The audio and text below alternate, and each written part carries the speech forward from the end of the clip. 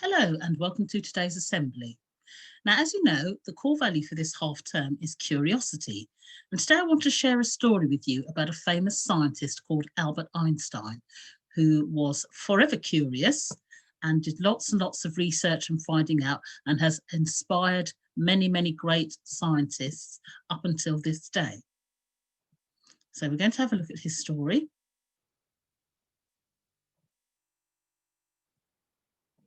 So this is the story of Albert Einstein. And as I said, great scientists never stop questioning. That's how they find out lots of wonderful new things. And that's how we find out lots of wonderful new things too, because we know that being curious and never stopping answering questions is really important for making your brain continue to grow. Now, when people hear the name Albert Einstein, they think of a genius who was almost every mathematician and physicist has tried to equal. Many, many people look up to him and try to be just like him and find out wonderful new things. So I've got a couple of questions here. So what was it that fascinated Albert Einstein so much about maths and physics? He really loved those subjects, and that's where all of his work lay. And also, why was it that Albert Einstein immersed himself in writing about science rather than playing like others of his age?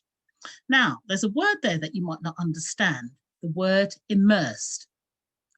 You can pause the video and have a discussion to see what you think the word immersed might mean. How would you work out what it means if you're not sure?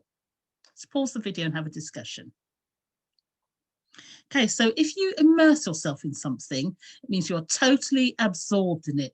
You are really, really interested and like to do nothing else. So completely overwhelmed by it all.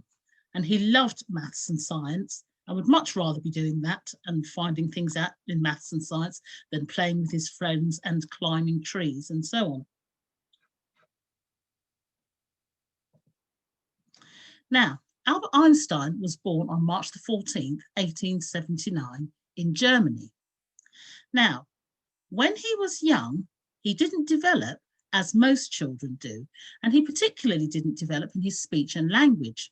So when he was 1, he didn't talk very well. When he was 2, he still didn't say very much. And even when he was 3, he hardly said a word at all. In fact, it took him until the age of 9 until he began to speak as well as he should do. But that didn't mean that he wasn't learning and taking everything in.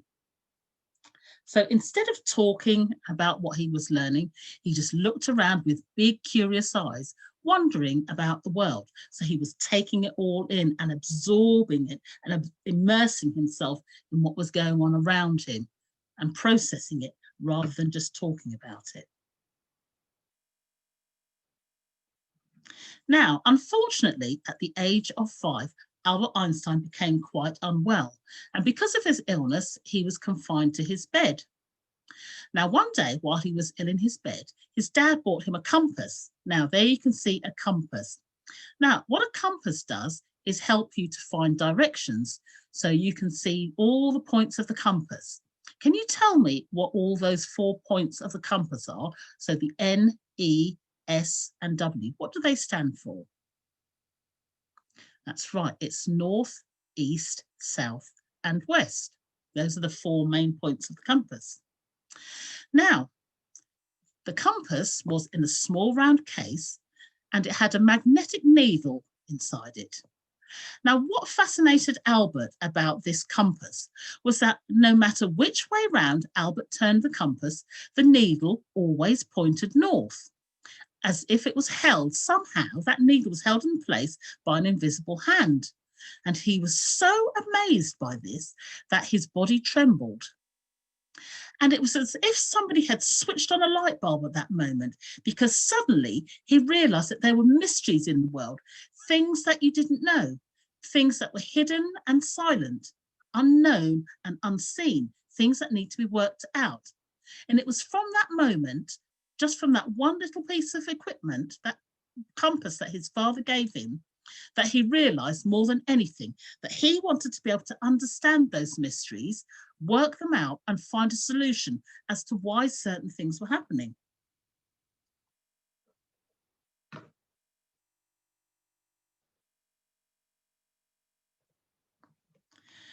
And then at the age of 10, Albert Einstein was the proud owner of his first set of books all about maths and physics. He loved reading about maths and physics, and he did really well at school, excelling in the subjects he was passionate about.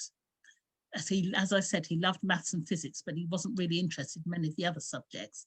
And he did actually fail in a university exam because he got top marks in maths and physics, but he didn't do very well in geography, history, and other subjects. And we know that's really important, isn't it, to have a good all-round education and to make sure that you learn well in all the subjects to the best of your ability, and especially well in those subjects that you are really, really interested in.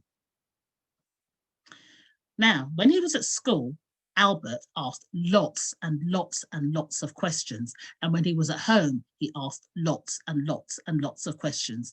So much so that his teachers actually told him off for disturbing the class, saying that he'd never get anywhere in life unless he learned to follow the rules and behave like the other children and basically to be quiet. I don't think that's very fair, do you? Because you really do need to ask questions if you're going to learn and find out things. But when he was at school, it was not the right thing to do. He was not supposed to be asking lots of questions. He was just supposed to listen and just learn what he was told. But he wanted to find out. He wanted to know a bit more. And he wanted to know the mysteries of the world. And this got him asking deeper and deeper questions. So every time he found something out, he'd want to go deeper into it and ask more questions and have more details and more understanding. And he was never satisfied with just the first answer. He loved books, and he was always immersing himself in lots of books to find out. Now, I'm sure if Albert Einstein was alive today, he would have been on the internet finding all sorts of different facts and pieces of information to help him unlock those mysteries of the world. But as I said, he was most happy when he was doing maths or finding out about physics and doing lots and lots of different calculations and equations to try and solve problems and work things out. And at the age of 26, Albert came up with his two most famous scientific discoveries. And these are something that you will find out about as when you're older, if you go to university to study maths or physics, which I'm sure many of you will go on to learn about. So you'll hear about Einstein's theory of relativity, which is all about how things connect to each other, and an equation, which is E equals mc squared, which is very complicated. But as I said, if you go to university, as I'm sure some of you will, to study maths or physics, you will find out all about those.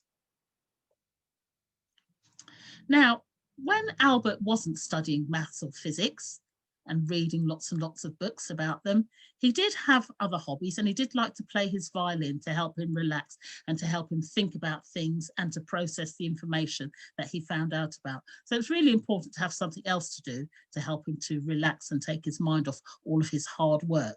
And just like you, when you're asking lots of difficult questions and your head is full of lots of information, it's really important for you to be able to relax as well. Now, there are lots of lessons we can learn from Albert Einstein's story. And one of those is to dare to dream and live to achieve those dreams. And you have to have lots of questions. His ideas helped to build spaceships and satellites that travel to the moon and beyond. And his thinking helped us to understand the universe around us as no one had ever understood it before. He made progress by never stopping asking questions, and more importantly, by always working hard to try and find out the answers to those questions. And every single paper that he wrote led to more questions being asked, and his efforts to answer them led to him stumbling across more and more questions and to finding more and more discoveries, some of which were totally unexpected. So it's really important to never stop asking those questions, to ask why certain things are happening. And he had some very famous quotes that we can use to help us with our thinking. Now, he said, "It's not that I'm so smart, it's just that I stay with problems longer," which means that he persevered and he never gave up. So even when it came to really tricky questions, he just kept on persevering, kept on going until he got where he needed to. And we talk about perseverance a lot, don't we, when we come across problems. And I'm sure in your learning, you'll come up with some questions that you don't know the answer to. So you've got to persevere and think about how you can solve those problems. So you could ask somebody at home, you could send a message to your teacher through Google Classroom, or you could ask a question in your Zoom meeting. So everybody can achieve really well. You've just got to stick at it and never, ever, ever give up. And then you will find the solutions to those problems. Again, he said, "I have no special talents. I am only passionately curious." And we've talked about the importance again, haven't we, of being curious and keeping your brain developing, keeping all those connections growing in your brain by working and learning. So it's not about just being really, really clever. It doesn't come without hard work. So keep on working, keep persevering, keep answering those questions, and keep using all of the skills that you've got to work out the answers to those questions.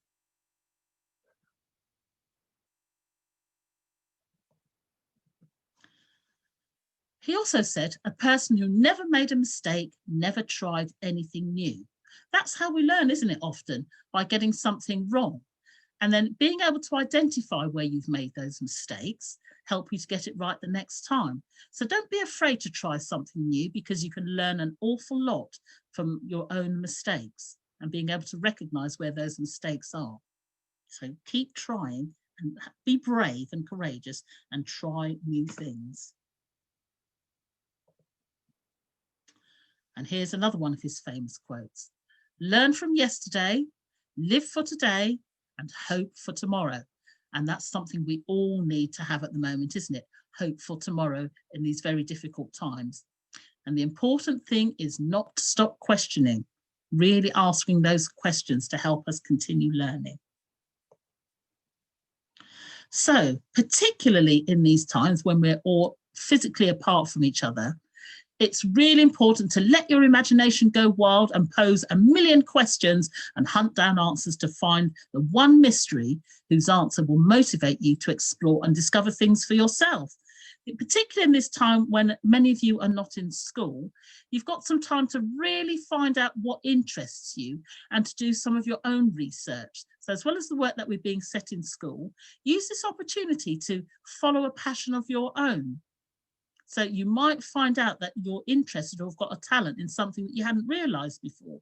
So think about those things that you could find out about, like maybe teaching yourself a new skill, how to do a particular type of drawing, maybe some sort of physical activity, some dancing, something like that that you can do at home, something that is safe, something that's quite simple for you to do, but you could do some your own research, your own little project, just to, you know, when you've got some free time.